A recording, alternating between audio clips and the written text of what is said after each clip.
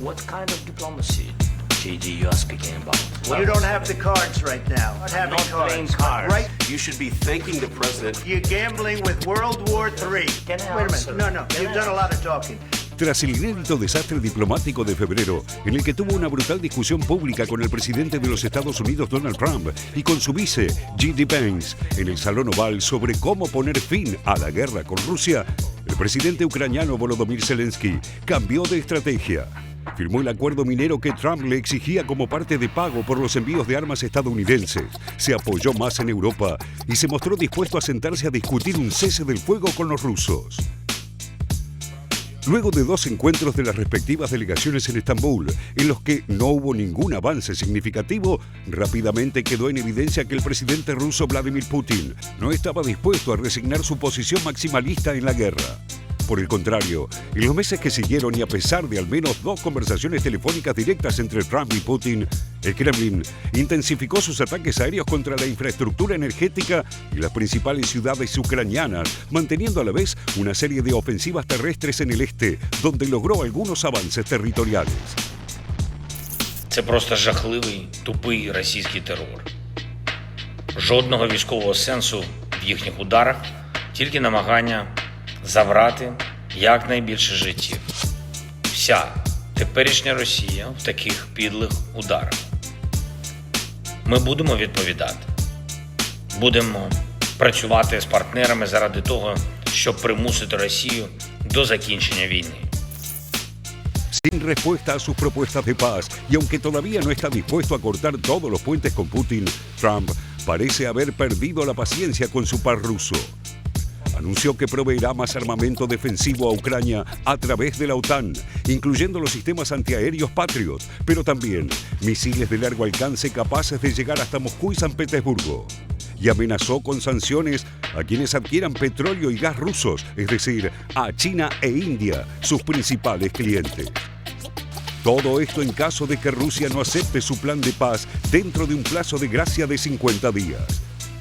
And one of the reasons that you're here today is to hear that we are very unhappy, I am, with Russia. But we'll discuss that maybe a different day. But we're very, very unhappy with them, and we're going to be doing very severe tariffs if we don't have a deal in 50 days. Tariffs at about 100%. You'd call them secondary tariffs. You know what that means. Pero estas amenazas no parecen haber conmovido a Putin. La respuesta extraoficial de Moscú fue redoblar sus ataques a Ucrania y hacer saber que si Occidente no acepta sus términos para poner fin a la guerra, sus demandas territoriales podrían incluso ampliarse. Putin parece convencido de que la economía rusa, orientada a la guerra, será capaz de sobrevivir a más sanciones y que su maquinaria bélica le permitirá sostenerse en el conflicto, apostando al colapso de Ucrania. Las condiciones de Putin para terminar la guerra son inaceptables, tanto para Ucrania como para Europa. Incluyen garantías escritas de que la OTAN no seguirá expandiéndose hacia el este, neutralidad ucraniana, reducción a un mínimo de sus fuerzas armadas y aceptación de la anexión de 4 provincias ucranianas que aún no controla en su totalidad. Напомню еще раз, язык ультиматумов, шантажа и угроз для нас неприемлем. Мы будем предпринимать все необходимые шаги для обеспечения безопасности и защиты интересов нашей страны. В таких условиях актуальной задачей достижения целей специальной военной операции, я еще раз повторю, по демилитаризации и по денацификации Украины только возрастает. En los últimos 3 meses, las fuerzas rusas avanzaron unos 1.400 kilómetros cuadrados en Ucrania, aunque Kiev, que padece de falta de tropas frescas tras más de 80 meses de guerra, afirma que la ofensiva de verano no fue todo lo exitosa que Putin esperaba y que sus tropas mantienen sus posiciones.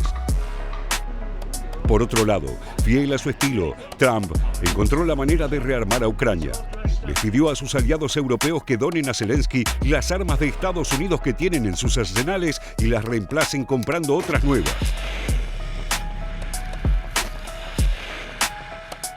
We make the best equipment, the best missiles, the best of everything.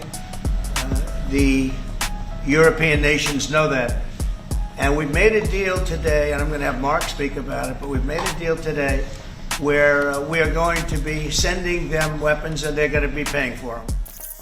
Si el reaprovisionamiento militar de Ucrania depende ahora de la Unión Europea, que también afronta el incremento del gasto militar para cumplir con lo acordado por la OTAN, el fin de la guerra depende del estado de la relación entre Putin y Trump y del ajedrez que ambos parecen estar jugando, lo que no excluye una prolongación indefinida del mayor conflicto bélico en Europa desde la Segunda Guerra Mundial.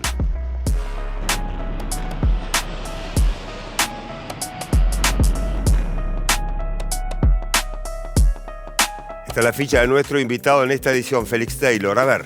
Exactamente, nuestro invitado de hoy es Alberto Hustenreuter. Él es doctor en Relaciones Internacionales por la Universidad de El Salvador, fue profesor en la Escuela Superior de Guerra Aérea en la Universidad de Buenos Aires y en el Instituto del Servicio Exterior, y su especialidad es la geopolítica. Su último libro, publicado recientemente, se titula La geopolítica nunca se fue. Alberto, un placer, como siempre, bienvenido. Por favor. ¿Cómo anda? ¿Bien? Pablo, Leticia, un gusto estar con ustedes. El gusto es nuestro. Bueno, ayer compartíamos este informe, ¿no? Estos 50 días de plazo que le otorga el presidente Trump a Vladimir Putin para que finalmente se concrete ese cese al fuego, o la paz en todo caso, en esta guerra que continúa. Su primera visión de esta geopolítica, como bien dice usted en un libro que ya lo vamos a estar presentando, desde Donald Trump hacia Vladimir Putin, un vuelco importante, ¿no? En lo que venía siendo la política exterior de Estados Unidos hacia Rusia con respecto a la guerra.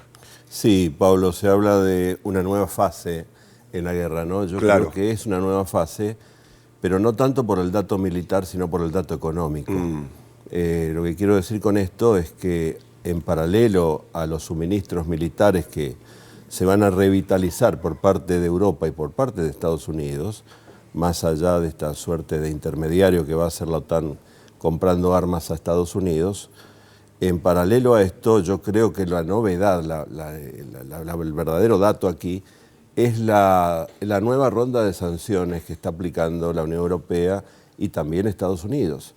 Porque esta ronda de sanciones viene después del anuncio por parte de las autoridades rusas de que el país se encamina hacia una recesión. Es muy importante porque las sanciones están dirigidas a golpear el corazón de la economía de Rusia. El corazón de la economía de Rusia son los ingresos provenientes de gas, petróleos y metales.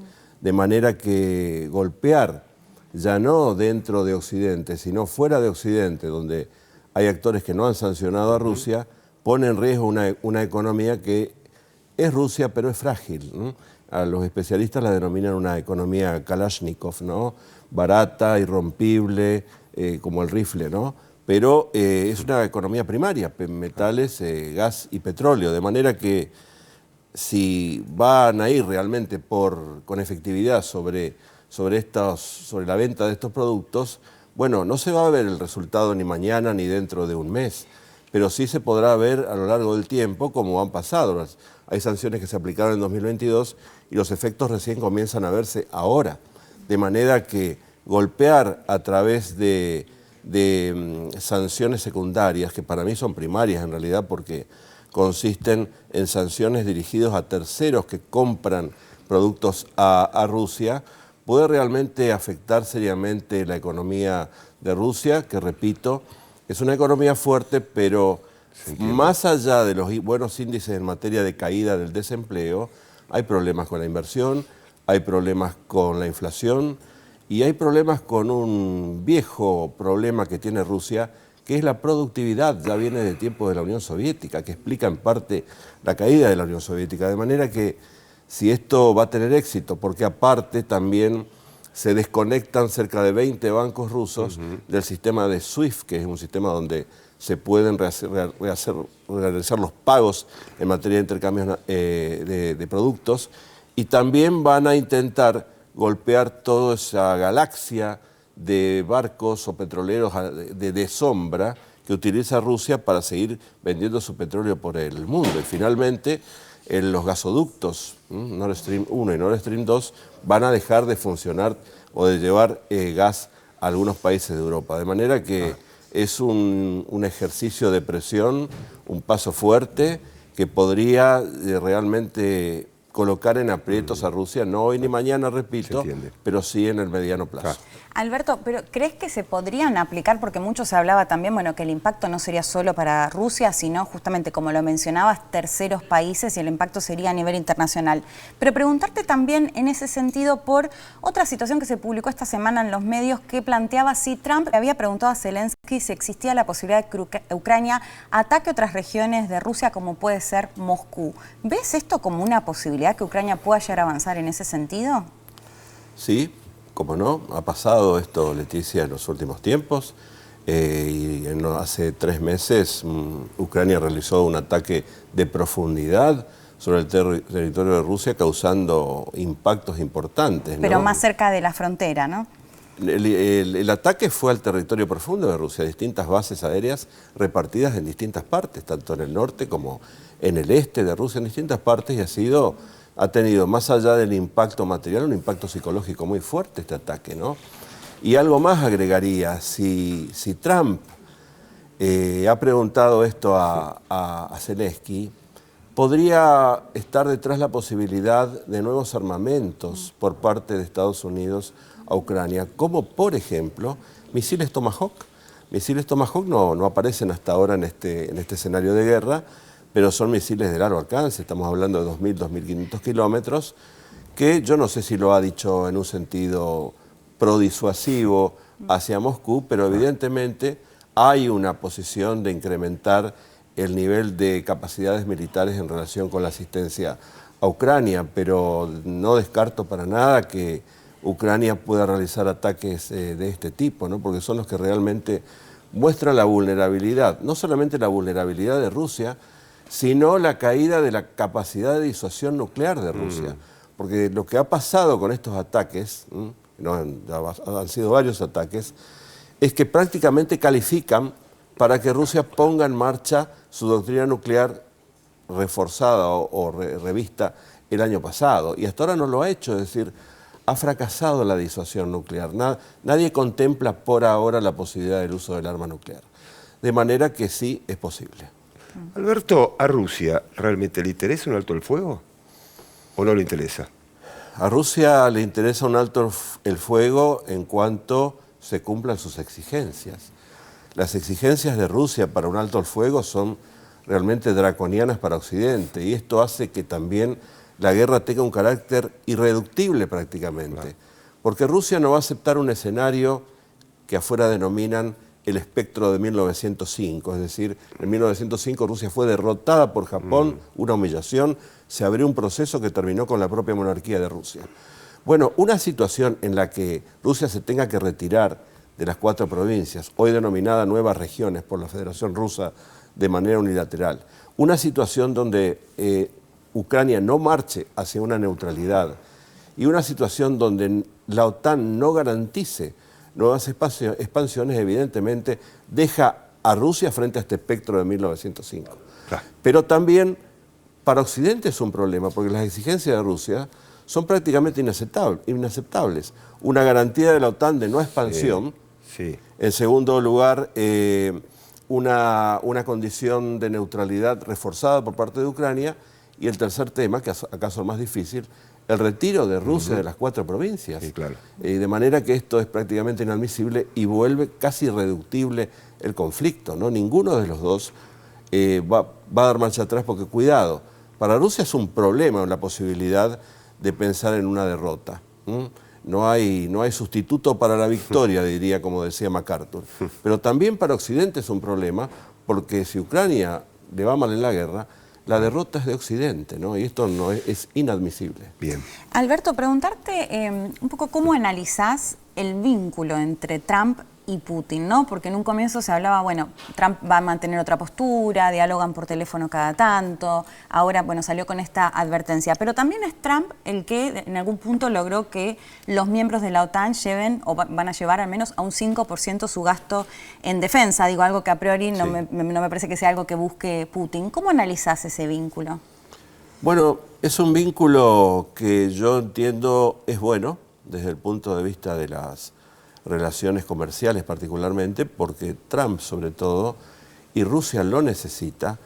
Trump está interesado en vender y Rusia necesita tecnología. No nos olvidemos, Leticia, que Rusia es un gran poder, pero no es una superpotencia completa. En muchos segmentos del poder internacional, financiero, en materia de tecnologías mayores, Rusia no está. Nadie pregunta por el último modelo de telefonía celular de Rusia, ¿no es cierto? De manera que Rusia es una potencia incompleta. De modo que para Putin sería muy beneficioso que mantener una relación en función de lo que yo denomino la gran guerra de Rusia, que no es la guerra militar, es la guerra que debe llevar Rusia consigo misma para convertir ese país en una superpotencia completa, que es el gran desafío para Putin y para quien suceda a Putin en las décadas siguientes. De manera que es una relación amistosa, diría yo, ¿no? El problema es que Rusia, no solamente Putin, tradicionalmente cobra los desafíos o los retos geopolíticos del país en moneda muy dura. Y esto lo estamos viendo ahora en Ucrania, ¿no es cierto? De manera que esto puede trabar la relación. Alberto está en nuestra edición de Televisión Pública Noticias Internacional, dando este panorama, este análisis de Rusia y Ucrania, Donald Trump, pero también está presentando un nuevo libro, Alberto, y lo tenemos, lo vamos a mostrar, ¿eh? Sí, Un Pablo, placer, le está presentándolo, agradecemos que nos claro trajo que un sí, ejemplar. por supuesto. La geopolítica nunca se fue. Correcto, Los ahí grandes está. acontecimientos mundiales en clave política, territorial y de poder. Bueno, como lo mencionábamos, Alberto Huschenreuter, que siempre amablemente Totalmente. viene también a darnos más información y conocimiento sobre Rusia y Ucrania. Así que bueno, acá el libro, Ahí está. muchas gracias, Alberto, Muy y felicitaciones. generoso. Muy generoso, gracias. Gracias, Alberto, por venir, un placer como Gracias siempre. a ustedes, hasta pronto.